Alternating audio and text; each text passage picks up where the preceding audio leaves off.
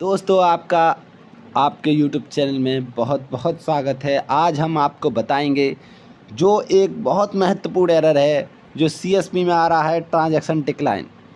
बहुत दिक्कत होती है CSP को जब एक ट्रांजैक्शन को करने के लिए बैठते हैं और ट्रांजैक्शन डिक्लाइन आ जाए।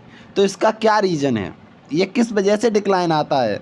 तो पहले मैं आपको बता दूं कि ये ट्रांजैक्शन डिक्लाइन सिर्फ जब आता है जब आप किसी अदर बैंक के पैसे निकालते हैं। आप SBI के पैसे निकालते हैं तो बहुत कम आपको डिक्लाइन दिखाई देता है।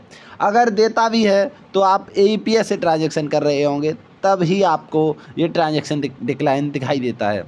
अब मैं इस पर वीडियो क्यों बना रहा हूँ, क्योंकि कल ही मेरे साथ ऐसा इंसिडेंट हो गया कि ट्रांजैक्शन डिक्लाइन लिखा आ गया। एक कस्टमर था जो अदर बैंक का कस्टमर था, जिसके मैं हर बार पैसे निकालता था और आराम से पैसे निकल जाते थे। बट कल क्या हुआ, कल वो पैसे निकलवाने आया मेरे पास और मैंने उसका अंगूठा लगाया तो मिसमैच आ रहा था, बायोमेट्रिक मिसमैच। दोबारा लगाया बायोमेट्रिक मिसमैच, तीसरी बार लगाया बायोमेट्रिक मिसमैच। ऐसे करके मैंने 5 बार जैसे ही अंगूठा लगाया बायोमेट्रिक मिसमैच। अचानक जो छठवीं बार उसका उंगली मान गई। मानने के बाद देखा तो ट्रांजैक्शन डिक्लाइन लिखा आ गया।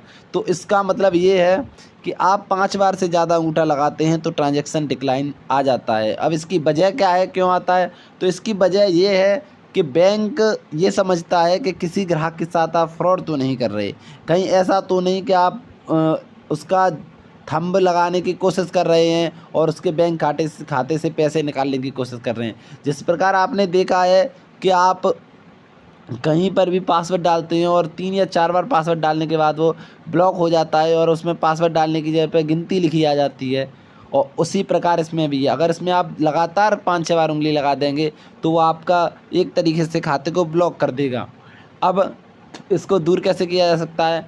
तो उस दिन आप उस व्यक्ति का बिल्कुल भी अंगूठा मत लगाइए और कहिए उससे 2-3 दिन बाद आइए और जिस उंगली से वो माना था उसी उंगली को लगाइए। बहुत से दोस्त ये कहते हैं कि हमने तो ऐसा कुछ किया नहीं, फिर भी हमारे पे डिक्लाइन आ रहा है। तो इसकी वजह ये है कि जो कस्टमर है ना, वो आपको बेवकूफ़ बना रहे हैं, क्योंकि वो किसी और दुकान पे जा चुके हैं और वहाँ पे काफ़ी सारे अंगूठे लगाने के बाद ट्रांजैक्शन डिक्लाइन कराए हैं वहाँ पर, और फिर आपके पास ऐसे भोले बन के बता रहे हैं कि हमारा क्यों नहीं आ रहा है, कैसे नहीं आ रहा है, आपके यहाँ खाता खुलवाया, ये वो फलाना ठिकाना।